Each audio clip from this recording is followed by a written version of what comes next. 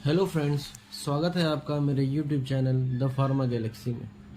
आज हम बात करने वाले हैं फार्मास्यूटिक्स के एक बहुत इंपॉर्टेंट टॉपिक के बारे में जिसका नाम है पोसोलॉजी।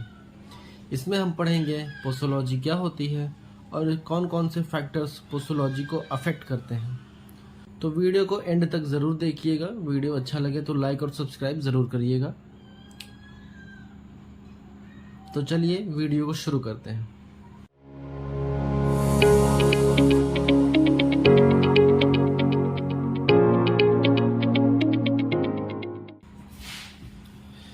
सबसे पहले हम जानेंगे पोसोलॉजी वर्ड बना कैसे है। जो पोसोलॉजी वर्ड है वो दो शब्दों से मिलकर बना है।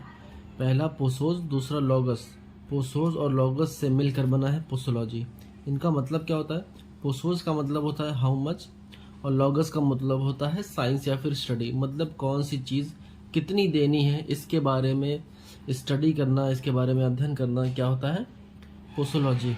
अगर हम पोसोलॉजी को वन लाइन में डिफाइन करें तो हम कह सकते हैं study of calculation of doses. मतलब डोज के कैलकुलेशन को स्टडी करना क्या होता है पोसोलॉजी कि किस पेशेंट को कौन से ड्रग की कितनी डोज दी जाए, इसका कैलकुलेशन करना और इसकी स्टडी करना क्या होता है? पोसोलॉजी। आइए पोसोलॉजी का डिफिनेशन देखते हैं।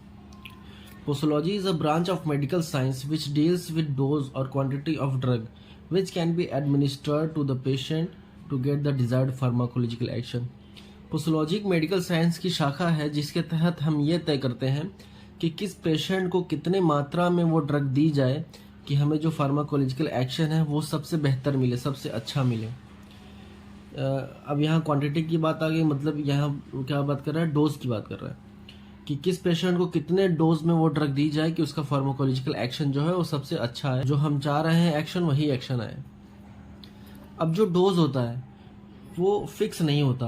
आप सब जानते हैं कि बच्चों में अलग डोज चलता है और बड़ों में अलग डोज चलता है। ऐसे ही कई सारे ऐसे फैक्टर हैं कि जो डोज को अफेक्ट करते हैं, जो पोसोलॉजी को अफेक्ट करते हैं। कौन कौन से फैक्टर होते हैं आइए एक झलक में देख लेते हैं, फिर आगे हम डिटेल में भी समझेंगे।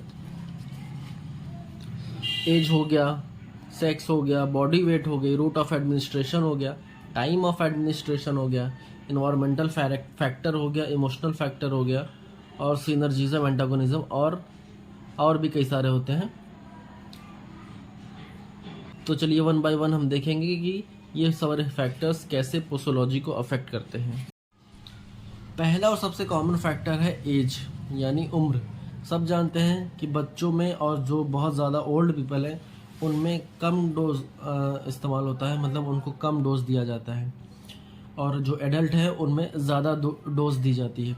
बच्चों और ओल्ड पीपल में कम डोज इसलिए दी जाती है क्योंकि उनकी बॉडी, उनके ऑर्गन्स इतने डेवलप नहीं होते कि जो ड्रग है उसको अच्छे से एक्सक्रीट आउट कर पाए, मतलब कि अच्छे से उसको एलिमिनेट कर पाए। दूसरा है सेक्स या फिर gender. Womens do not always respond to the action of drug in the same manner as man do. Womens पर जो दवा का एक्शन होता है वो हमेशा एक जैसा नहीं होता। कभी कभी वो दवा का एक्शन जो है वो चेंज हो जाता है।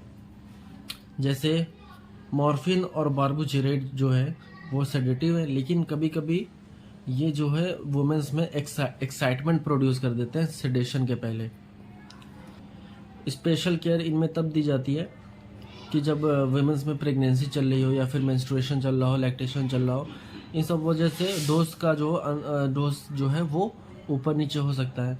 आपने तो ये सुना ही होगा कि जब भी कोई पेशेंट डॉक्टर के पास जाता है और जो पेशेंट है वो अगर प्रेग्नेंट है तो वो अपने डॉक्टर से कहता है कि डॉक्टर साहब प्रेगनेंसी चल रही है, ज़्यादा हार्ड दवा मत दीजिएगा।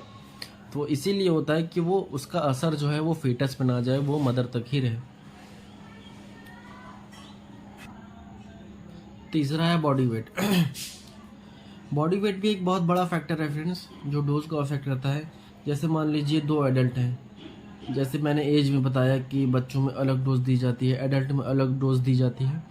लेकिन यहाँ पे अगर जो एडल्ट्स हैं, एक एडल्ट 50 kg का है, दूसरा एडल्ट 100 kg का है, तो क्या यहाँ पे सेम डोज चलेगा? नहीं, यहाँ पे भी डोज बदल जाएगा। बॉडी वेट के हिसाब से भी डोज जो है वो चेंज हो जाता है। मान लीजिए जो एक पेशेंट वो 50 kg का है उसको हम 500 mg पैरासीटामोल दे रहे हैं, तो क्या ये 500 mg पैरासीटामोल 100 kg के पेशेंट को का फीवर ठीक कर देगा?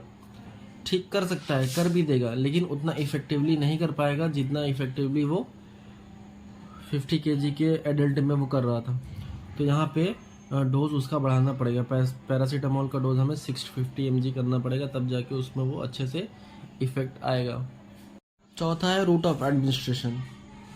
IV dose of drug usually smaller than the oral dose. IV dose enters directly into the bloodstream. Quick onset of action as compared to the oral dose. देखिए friends, जब हम कोई ड्रग IV लेते हैं, मतलब डायरेक्ट इंट्रावेनसली लेते हैं, direct नस में लेते हैं, वो तो ड्रग हमारे सीधे क्या होता है, ब्लड स्ट्रीम में चली जाती है। तो वहाँ पे उतने डोज की ज़रूरत नहीं पड़ती, क्योंकि हमारा जितना ड्रग हम यूज़ कर रहे हैं वो सारा का सारा हमारे ब्लड स्ट्रीम में जा रहा है और उसका पूरा इफेक्ट हमको मिलेगा। इसमें ओरल, जब हम कोई ड्रग ओरली लेते हैं तो पूरा ड्रग एब्जॉर्ब नहीं हो पाता। जो ड्रग है वो पूरी तरह एब्जॉर्ब नहीं हो पाता, कुछ ड्रग का लॉस भी हो जाता है। मान लीजिए हमने 100 mg कोई ड्रग लिया ओरली, तो हम उसे लिया, स्टमक में जाते जाते एब्जॉर्ब होते होते ड्रग का मतलब कि पूरा 100 mg वो एब्जॉर्ब नहीं हुआ, 80 mg एब्जॉर्ब हो गया। तो इफेक्ट जो हमें 80 mg का ही मिलेगा, बाकी 20 mg जो है वो लॉस हो गया। तो इसलिए यहाँ पे ड्रग का डोज जो है ज़्यादा लिया जाता है कि पेट में जाने के बाद कहीं ड्रग का लॉस हो जाए तो वो उससे ओवरकम कर पाए। और इंट्रावेनसली में क्या होता है कि हमें ड्रग का लॉस नहीं होता, पूरा पूरा उसका इफेक्ट मिलता है, इसलिए हम उसमें ड्रग का डोज कम इस्तेमाल करते हैं। पांचवा है time of administration. Presence of food in the stomach delays the absorption. अब हमने खाना खाया तो भरे पेट में जो ड्रग का एब्जॉर्प्शन होता है वो अच्छे से नहीं हो पाता। जब पेट खाली होता है, drugs are absorb more rapidly in empty stomach. जब हम पेट मतलब खाली पेट रहते हैं, मतलब कि पेट हमारा खाली रहता है, तब ड्रग का एब्जॉर्प्शन जो है वो ज़्यादा अच्छे से होता है। और अगर हमारा जैसे ड्रग का एब्जॉर्प्शन ज़्यादा अच्छे से होगा तो हमें ड्रग का इफेक्ट भी उतना ही अच्छा मिलेगा। ठीक है friends, so the amount of drug is more effective in when taken before the meal then taken after the meal. जब हम कोई ड्रग खाने के पहले लेते हैं तो वो मोर इफेक्टिव होता है खाने के बाद लेने के ड्रग से। ठीक है फ्रेंड्स। सिक्स्थ है environmental factors. Day light is stimulant enhancing the effect of stimulating drug and diminishing the effect of hypnotics. Darkness is sedative. Hypnotics are more effective than night. जितने भी स्टिमुलेटिंग ड्रग होते हैं वो दिन में ज़्यादा अच्छा काम करते हैं, क्योंकि जो दिन होता है वो स्टिमुलेंट होता है, एनर्जी रहती है, आसपास लोग रहते हैं तो एनर्जी रहती है इन्वायरमेंट में। तो जो स्टिमुलेंट ड्रग होता है वो दिन में ज़्यादा अच्छा काम करता है रात के बजाय, और जो सेडेटिव या हिप्नोटिक्स होते हैं वो रात में ज़्यादा अच्छे से काम करते हैं दिन के बजाय। तो इन्वायरमेंट भी एक बहुत बड़ा फैक्टर है। सातवां है friends emotional factors. The personality and the behaviour of physician may influence the effect of drug. आपने देखा होगा, आपने महसूस भी किया होगा, कभी कभी डॉक्टर इतने अच्छे से पेशेंट से बात करता है कि पेशेंट को डॉक्टर से बात करने के बाद ही अच्छा फील होने लगता है, मतलब पॉजिटिव फील होने लगता है कि हाँ मेरा मर्ज जो है वो ठीक हो रहा है, मैं ठीक हो रहा हूँ। तो ये भी इफ़ेक्ट करता है पेशेंट को ट्रीट करने में कि डॉक्टर की पर्सनैलिटी कैसी है, वो पेशेंट से अपने कैसे ट्रीट कर रहा है। 8th है एक्यूमुलेशन। एक्यूमुलेशन का मतलब है फ्रेंड्स इकट्ठा होना। The drugs which are slowly excreted may produce high concentration in the body and produce toxicity if they are used repeatedly for a long time. जब भी कोई दवा हम लंबे समय से यूज़ कर रहे हैं और उसका एक्सक्रीशन जो है वो स्लो है, वो स्लोली एक्सक्रीट आउट हो रहा है बॉडी से, वो पूरी तरह नहीं निकल पा रहा है, धीरे धीरे निकल रहा है, और उसको हम लगातार लिए जा रहे हैं, तो जो वो है ड्रग है वो बॉडी में इकट्ठा होने लगता है, वो कंसंट्रेट हो जाता है, और जब ज़्यादा इकट्ठा हो जाता है तो बॉडी में वो टॉक्सिसिटी प्रोड्यूस कर देता है। ठीक है फ्रेंड्स। 9th है synergism. When certain 2 or more drug are used in combination form their action is increased. It is useful when desired result is difficult to achieve. Synergism का मतलब क्या होता है, जब हम दो या फिर दो से ज़्यादा ड्रग आपस में मिक्स करते हैं, कंबाइन करते हैं, तो उसका एक्शन जो है वो इंक्रीज हो जाता है। उससे हम क्या कहते हैं, सिनर्जिज्म। और ऐसे ड्रग को हम क्या कहते हैं, सिनर्जिस्टिक ड्रग। ये यूज़फुल कब होता है कि जब हम कोई जब कोई हम फार्माकोलॉजिकल एक्शन को अचीव करना चाह रहे हैं लेकिन वो अचीव नहीं हो पा रहा है, तो हम इसका इस्तेमाल करते हैं कि उसके साथ हम कोई ऐसा ड्रग मिला देते हैं जो उसकी एक्टिविटी को, उसके एक्शन को बढ़ा दे। जैसे प्रोकेन के साथ हम एड्रेनलिन को अगर मिला दें तो एड्रेनलिन प्रोकेन का एक्शन जो है वो बढ़ा देगा। अब इसका ठीक उल्टा एंटागोनिज्म होता है। Action of one drug is opposed by the other drug. जो मतलब कि जब दो ड्रग आपस में कंबाइन होते हैं, एक ड्रग दूसरे का एक्शन जो है वो कम कर देता है, उसको न्यूट्रलाइज कर देता है। ये कहाँ इस्तेमाल होता है, it is useful in the treatment of poisoning. जब किसी को पॉइजनिंग हो जाती है तो पॉइजनिंग को ट्रीट करने के लिए हम ऐसा ड्रग उसे देते हैं जो उसकी पॉइजनिंग को, उसकी टॉक्सिसिटी को न्यूट्रलाइज कर दे। आइडियोसिंक्रेसी मतलब होता है फ्रेंड्स, जब हम कोई ड्रग ले रहे हैं, कोई दवा खा रहे हैं, लेकिन उस ड्रग का एक्शन जो है वो हमें नहीं मिल रहा है, कुछ और उसका एक्शन हो जा रहा है। मतलब कि उसका एक्शन बदल के कुछ एक्स्ट्रा ऑर्डिनरी रिस्पॉन्स ड्रग का मिल रहा है। मतलब हम जो दवा ले रहे हैं, मतलब एस्प्रिन जो है एनाल्जेसिक होता है, एस्प्रिन हम ले रहे हैं, तो एस्प्रिन एनाल्जेसिक के बजाय हमें क्या कर दे रहा है, गैस्ट्रिक हेमरेज कॉज कर दे रहा है। मतलब उसका जो रिस्पॉन्स है वो कुछ और ही आ रहा है, एक्स्ट्रा ऑर्डिनरी आ रहा है।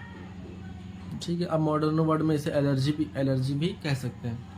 अगला है tolerance. Large dose of drug required to elicit effect. जब भी हम कोई ड्रग बहुत लंबे समय से यूज़ कर रहे हैं फ्रेंड्स, मतलब कोई भी ड्रग हम बहुत लंबे समय से इस्तेमाल कर रहे हैं।